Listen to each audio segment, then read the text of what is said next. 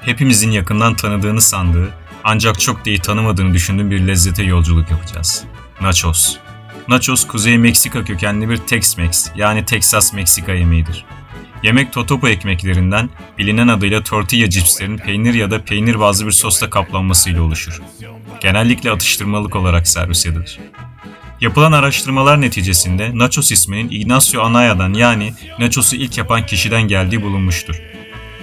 Muhtemelen erimiş peynir jalapenos ile tortilla cipslerini karıştırmaya karar veren ilk kişi olmasa da nachos'un ortaya çıkmasından doğrudan sorumlu olan kişidir.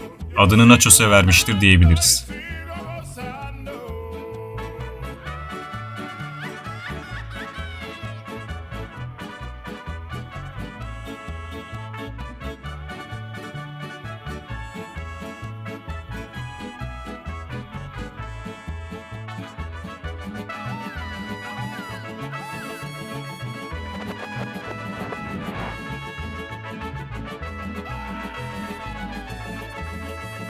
Nachos, Eagle Pass, Texas sınırının hemen ötesinde Piedras Negras şehrinde doğdu.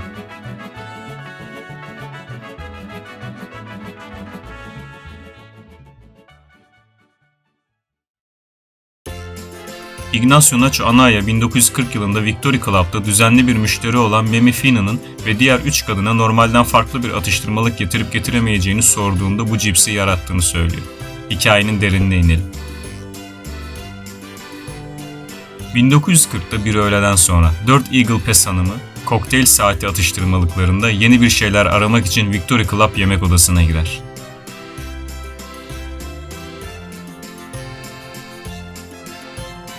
Her zaman yardım etmeye ve her şeyi denemeye hazır Ignacio Nacho masalarına oturur. Kadınlar isteklerini tarif ederler. "Hey Nacho, içkilerimizin yanında alışılagelmiş atıştırmalıklardan artık bıktık. Yeni bir şeyler yok mu?" "Farklı bir şey mi?" "Her zaman yardım etmeye ve her şeye hazır Nacho," gülümsedi ve kadınlara ne yapılabileceğine dair bir bakacağını söyledi. "Dürüst olmak gerekirse," diye itiraf etti. "Ne deneyeceğime dair en ufak bir fikrim yoktu ama mutfağa gittim, etrafa baktım ve bir fikir aramaya başladım. Bir kase taze kızarmış tortilla gördüm. Sonra üzerlerine biraz rendelenmiş peynir olabilir diye düşündüm. Pekala, peyniri aldım ve üzerine tortilla parçalarını serpmeye başladım. Bu sıralarda peynirin üzerine jalapeno şeritleri koyma fikri aklıma gelmişti. Peyniri eritmek için her şeyi fırına koymanın iyi bir fikir olacağına karar verdim. Nacho Amaya, Kartal geçidindeki lady'lerin önüne bir karışım hazırladığında biraz çekingendi. Beğeneceklerini umarak bir şeyler mırıldandı ve çabucak aradı ve çıktı. Ancak saklanamadan hanımlar onun için yaygara koparmaya başlamışlardı bile. "Bize o harika atıştırmalıklarından biraz daha yap," dediler. Nacho ikinci partiyi çıkardığında hanımlardan biri sordu. "Bu atıştırmalıklara ne diyorsunuz?" "Şey," diye kekeledi Amaya. "Sanırım onlara Nacho'nun spesiyeli diyebiliriz." Karışımı bir daha asla duyamayacağını düşündü Nacho. Çünkü hiç ama hiç emin değildi.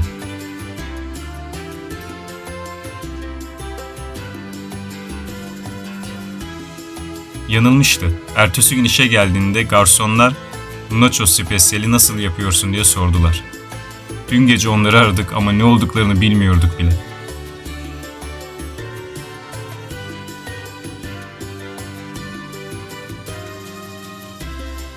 Kulüpteki garsonlardan Gaspar Salazar, cips için birçok istek gelmeye başladığını söyledi.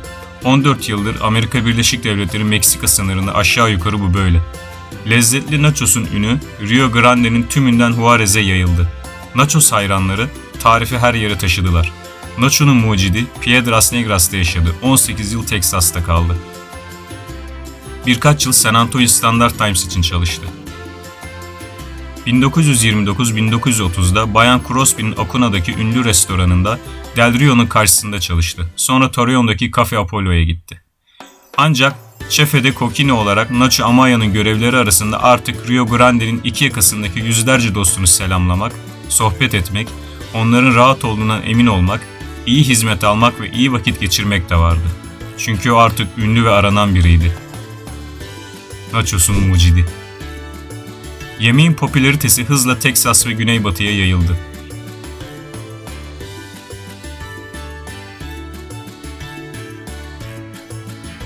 İngilizce'de nachos kelimesinin bilinen ilk görünümü A Taste of Texas kitabında 1950 yılında görülmüştür.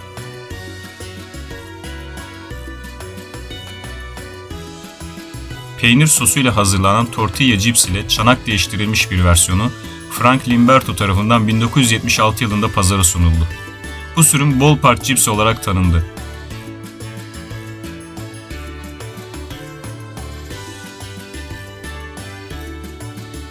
4 Eylül 1978'de Baltimore Colts ve Dallas Cowboys arasındaki pazartesi gecesi futbol maçında spor spikeri Howard Cosell nachos'un tadını çıkardı ve sonraki haftalarda da nachos'u maç içerisinde yemeye devam etti. Daha da popülerleşti çünkü Cosell sürekli nachos'tan bahsetmeye devam etti. Ignacio Anaya 1975'te öldü. Onuruna Piedras Negras'ta bronz bir plaket dikildi ve 21 Ekim Uluslararası Nacho Günü ilan edildi.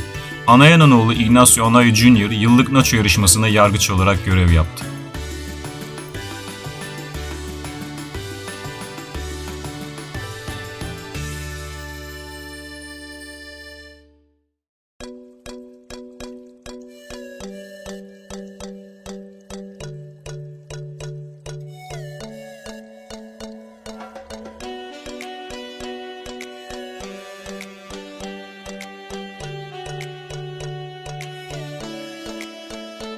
Nacho soslarına gelecek olursak, bugün fasulye, guacamole, kıyma, salsa ve ekşi krema ile doldurulmuş cips bulmak nadir değil. Nachos bir bakıma Amerika kıtasının bir mutfak mikrokozmosudur. Geleneksel içeriklerin ve kültürler arası alışverişin bir ürünüdür. Peki nachos nasıl yapılır?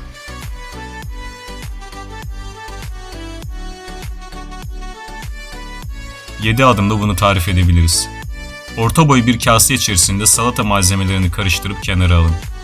Küçük bir tavayı orta ateşte ısıtıp kıymayı ekleyin ve renk alana dek 2 dakika karıştırarak kavurun.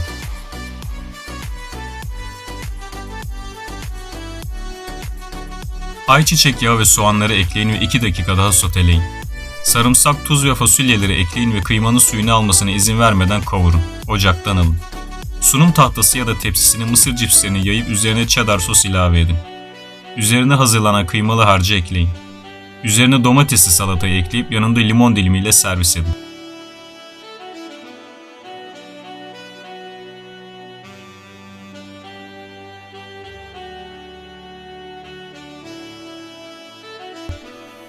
Meksika sınırlarından çıkan müthiş bir lezzetle daha sizlerle beraberdik.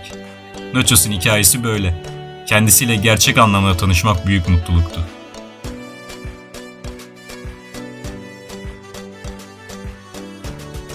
Kanalımıza abone değilseniz abone olmayı, içeriği beğendiyseniz beğen butonuna basmayı unutmayın.